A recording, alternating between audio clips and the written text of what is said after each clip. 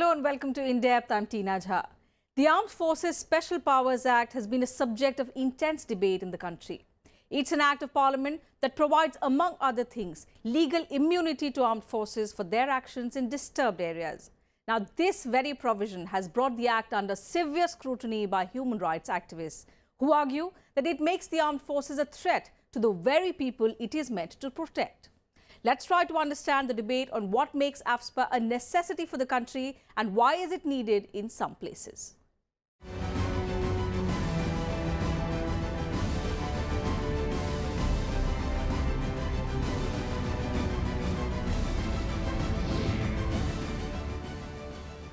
The debate over the relevance of AFSPA was brought into sharp focus by the incident in Shopia district of Jammu and Kashmir recently, where 3 civilians were killed in firing to save army personnel and their equipment from a violent mob. Now, the case highlights the issues involved on the subject of AFSPA.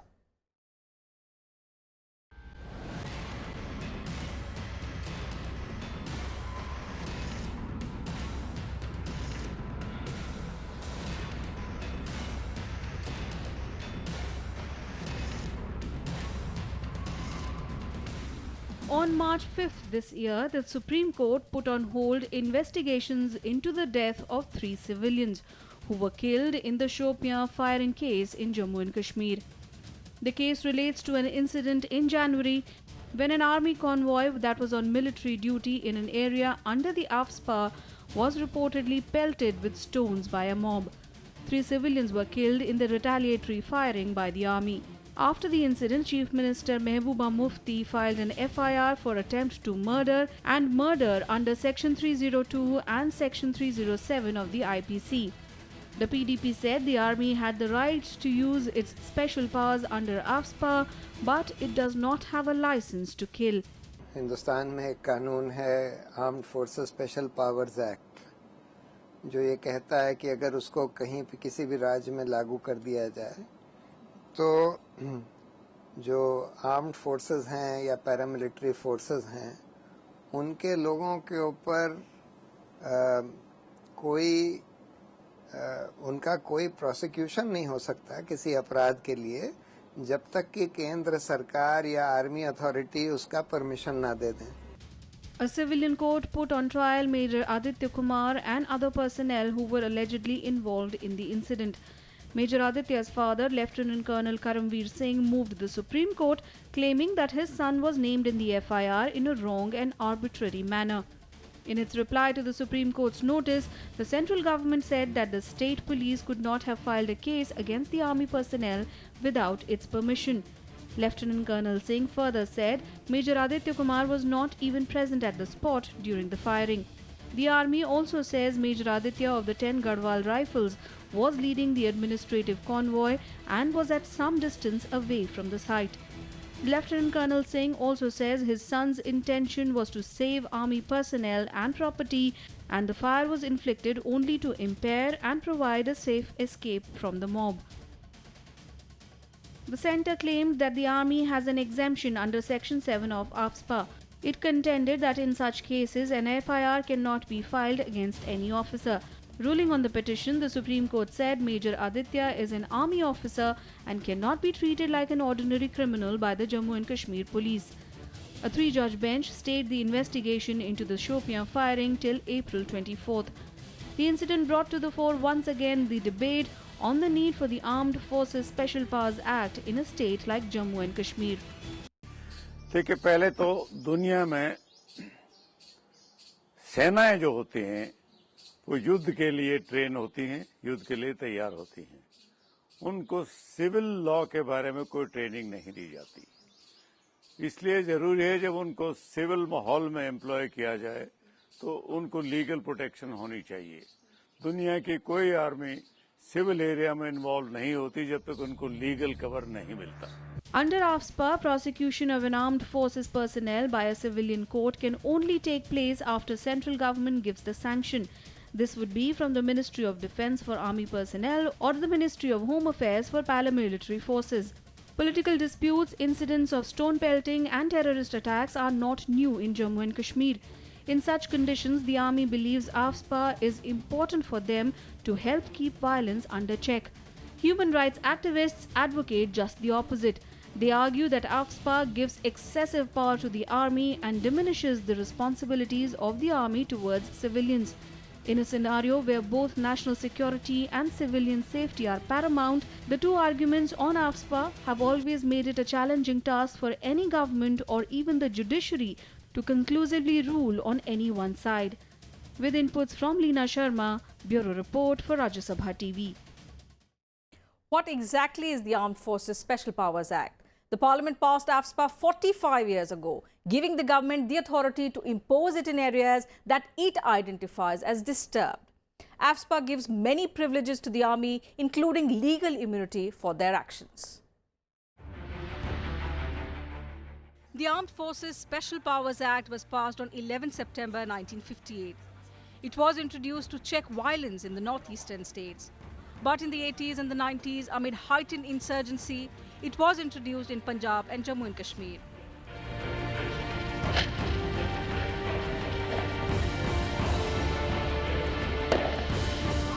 The Act grants special powers to the Indian Armed Forces deployed in what were described as disturbed areas. Essentially what these acts do is to empower the armed forces and the paramilitary forces. If the state has been declared to be a disturbed area, then they empower these forces to go and shoot and kill people if they feel that it is necessary to do so, and also go into houses and search, etc., and arrest people, etc., or detain people. There are several constitutional provisions to deal with emergencies in the country. AFSPA acquires its special powers under these provisions. According to the Disturbed Areas Special Courts Act of 1976, the central or the state government has the right to declare any Indian area as disturbed. Once declared disturbed, the area has to maintain status quo for a minimum of 3 months. Section 3 of AFSPA empowers the governor of the state or the union territory to issue an official notification in the Gazette of India, following which the centre has the authority to send in armed forces for civilian aid. One of the preconditions for application of this act, which was passed by the Parliament in 1958, is that the area must be declared disturbed. For that, the state, or in case it is under the governor's rule, the governor has to recommend to the centre that the situation now is beyond the control of the local agencies and army must be called in. The area gets declared disturbed and the army gets deployed. AFSPA gives powers to the army, the state and the central police forces to shoot to kill, search houses and destroy any property that is likely to be used by insurgents in disturbed areas. Security forces can arrest without warrant any person who has committed or is even about to commit a cognizable offence, even on reasonable suspicion. The Act protects soldiers from legal processes for actions taken under the Act. A soldier is normally trained in military matters to fight a war. He is not trained, he has no expertise in the civil laws. Therefore, when he is involved in a situation where he has to deal with civilian situations, he has to be given legal protection. No army in the world ever gets deployed in civil situations without legal protection. Under AFSPA, armed forces get legal immunity for their actions.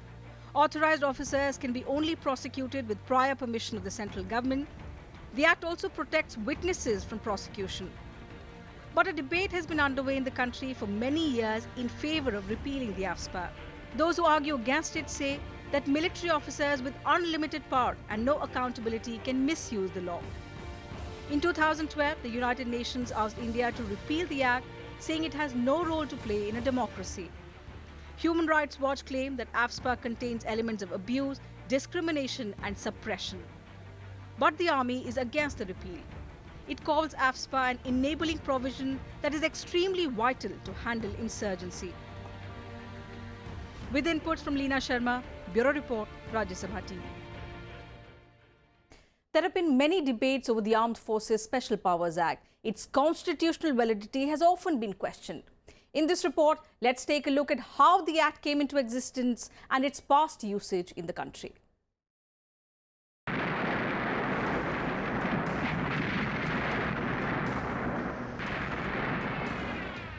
In terms of its origin, the Armed Forces Special Powers Act takes its inspiration from a British-era ordinance that was promulgated to suppress the Quit India movement in 1942. On the lines of this ordinance, the Indian government promulgated 4 ordinances in 1947 to deal with the internal security situation that arose out of the partition of India. These ordinances were the Bengal Disturbed Areas Special Powers of Armed Forces Ordinance, the Assam Disturbed Areas Special Powers of Armed Forces Ordinance, the East Bengal Disturbed Areas Special Powers of Armed Forces Ordinance, and the United Provinces Disturbed Areas Special Powers of Armed Forces Ordinance.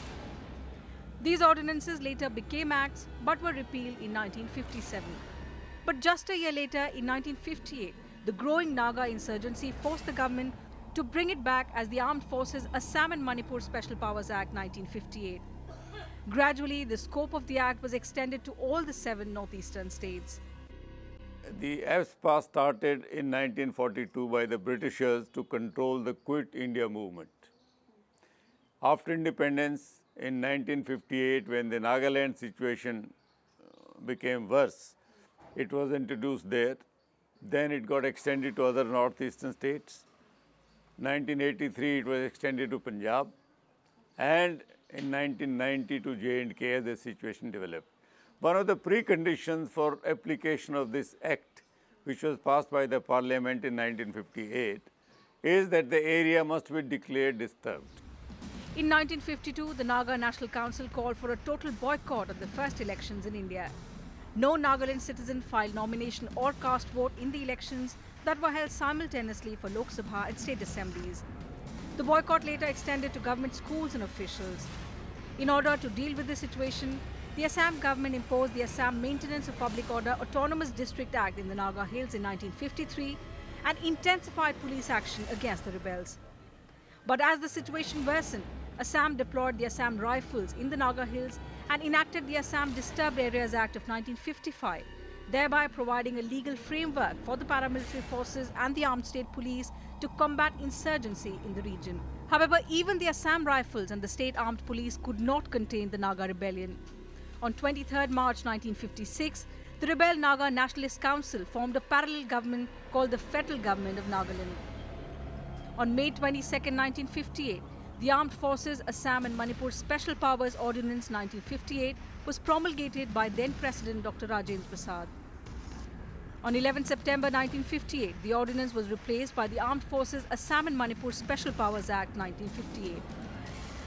Essentially what these acts do is to empower the armed forces and the paramilitary forces. If the state has been declared to be a disturbed area, then they empower these forces to go and shoot and kill people if they feel that it is necessary to do so, and also go into houses and search, etc., and arrest people, etc., or detain people. And thereafter it provides that no prosecution of any army officer or paramilitary officer can be done for any offence committed by him in purported discharge of his duty without the permission of the central government.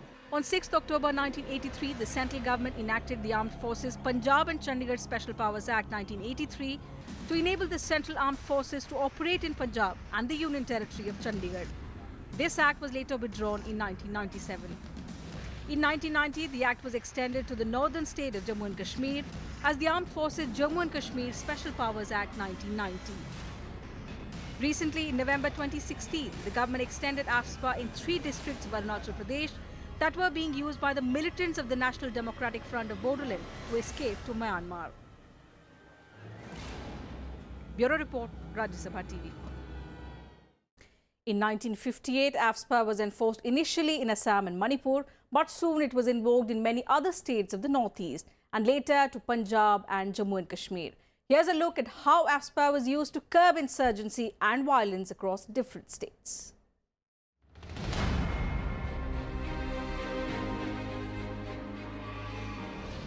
In 1958, a few days after AFSPA was introduced in the Naga Hills area of Assam, the government came out with claims that peace had been achieved. By then, however, the separatist sentiment had spread to other parts of the northeast. In 1964, the United National Liberation Front, or UNLF, raised the demand for Manipur's secession from India. 2 years later, Mizo National Front, or MNF, also launched a revolt against the government. The Assam government declared the entire Mizo district as a disturbed area and invoked the Armed Forces Assam and Manipur Special Powers Act in Mizo district. The Armed Forces Special Powers Act is an act of 1958 which was originally brought into force in one state in the northeast, thereafter extended to most of the states of the northeast by 1972. Thereafter another act, similar act, was brought for Jammu and Kashmir in 1990. Starting 1970, in Manipur, AFSPA was implemented in a phased manner. Meanwhile, in Tripura, tension began in the tribal areas against the influx of Bangladeshi refugees. Situation worsened with the refugees retaliating with violence. To curb the violence, Armed Forces Assam and Manipur Special Powers Act was extended to Tripura, which was later amended to the Armed Forces Special Power Act, extension to Union Territory of Tripura. उसके बगैर सेना operate कर ही नहीं सकती। आप एक सैनिक की उसकी लीजिए, उसके ऊपर तो 2 कानून लागू हैं, सिविल कानून और मिलिट्री कानून। आप उसको हुक्म से कई एक जगह भेजते हो, फिर आप उसको एक मुश्किल काम देते हो, और फिर आप ये भी कहोगे उस काम करने में आपको गलती होगी तो आपके खिलाफ कानूनी कार्रवाई होगी। कौन सोल्जर का जाएगा? In 1971, the centre passed the Northeastern Areas Reorganisation Act to provide for establishment of the states of Manipur and Tripura, formation of the state of Meghalaya and the union territories of Mizoram and Arunachal Pradesh. This led to an amendment in AFSPA in 1972. In 1986, Mizoram and Arunachal Pradesh were granted the status of states, after which AFSPA was implemented in these states too. Mostly तो ये north east के states में लागू है और कश्मीर में लागू है। एक आध स्टेट से हटा लिया गया था, आई थिंक त्रिपुरा से हटा लिया गया था। नॉर्थ ईस्ट के एक आध स्टेट्स से हटा लिया गया था, बाकी जगह लागू। In the 1980s, Punjab saw widespread violence and extremism. In 1983, the central government enacted the Armed Forces Punjab and Chandigarh Special Powers Act.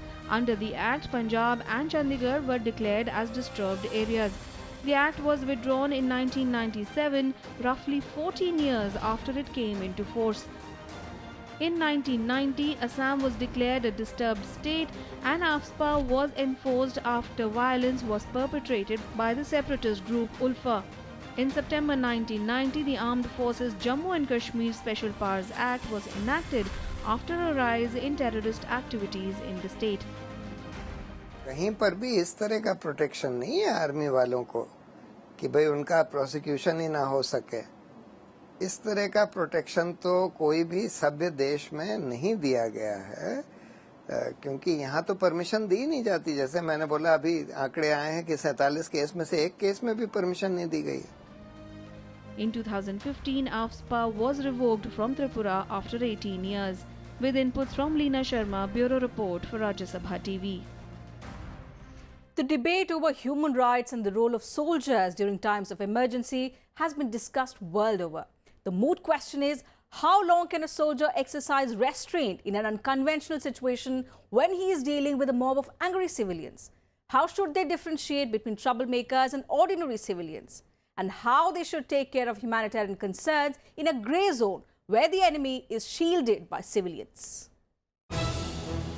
The debate over the rights of civilians and powers of the armed forces is not new. Human rights activists insist that civilian liberties and rights can't be ignored, even in conditions when strict military action is called for to check internal turmoil. They also say that extensive powers to the army is inadvisable. Supporters of civil rights believe that army has a duty to protect civilians and that there should be a human way to deal with citizens of our country. देखिए, normal case में तो ये होता है कि अगर armed forces special powers act ना लगा हो तो कोई अगर किसी को मारता है और उसके खिलाफ कोई इन्वेस्टिगेशन होने के बाद प्रोसिक्यूशन होता है और वो ये कहता है कि नहीं भाई मैंने तो सेल्फ डिफेंस में मारा, तो वो उसका डिफेंस ले सकता है कि मैंने सेल्फ डिफेंस में मारा, कि भाई वहां से पत्थरबाजी हो रही थी और उसको उससे लोगों को बहुत चोट लग सकती थी और इस वजह से हमको फायरिंग करनी पड़ी, उसमें मर गए। तो उसमें तो वो सेल्फ डिफेंस का प्ली ले सकते हैं, लेकिन अगर armed forces special powers act लगा दिया गया है तब तो उनका प्रोसिक्यूशन ही नहीं हो सकता। While the army's responsibility is to protect citizens and its bullets can't be aimed at civilians, there is another side to the story. Soldiers too have their families, whose members are civilians. As human beings, soldiers also can't get emotionally hurt. Fraternal feelings towards companions who get hurt in mob violence, stone pelting could trigger emotional responses that sometimes go out of control and lead to retaliatory actions by them. ये act army ने नहीं मांगा है, ये तो parliament ने पास किया 1958 में। अगर स्टेट समझती है कि इसकी जरूरत नहीं है तो एरिया को डिक्लेयर मत करो, डिस्टर्ब, आर्मी निकल जाएगी वहां से, आप कंट्रोल करो। ये क्योंकि हालात इतने बिगड़ चुके हैं कि इसमें central police forces, CRPF, BSF, ITBP, जिनको गलती से पैरामिलिट्री बोला जाता है, वो जब हालात पर काबू नहीं कर पाते तो as a last resort army को बुलाया जाता है।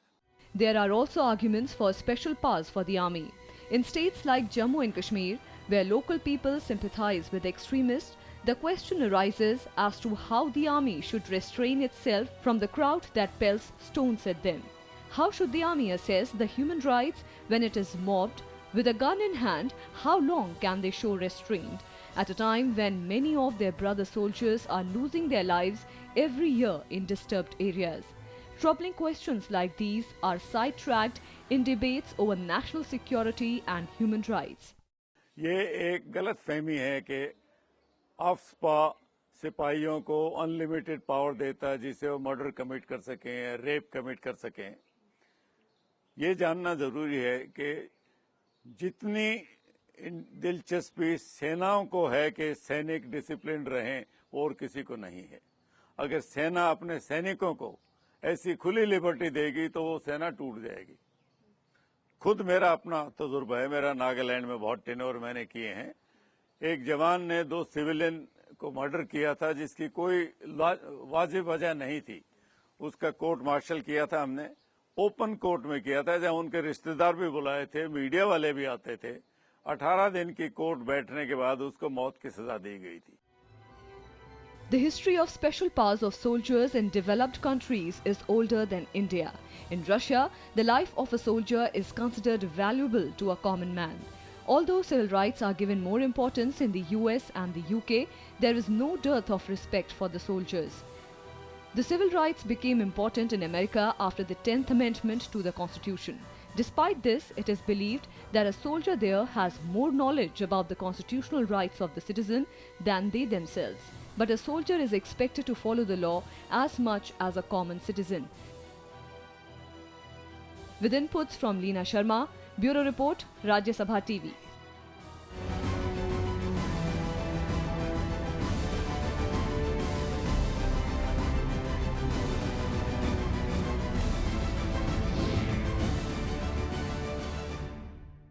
And that's it from us in this edition of In Depth. We'll see you same time on Monday. Thanks for your time and keep watching Rajya Sabha TV.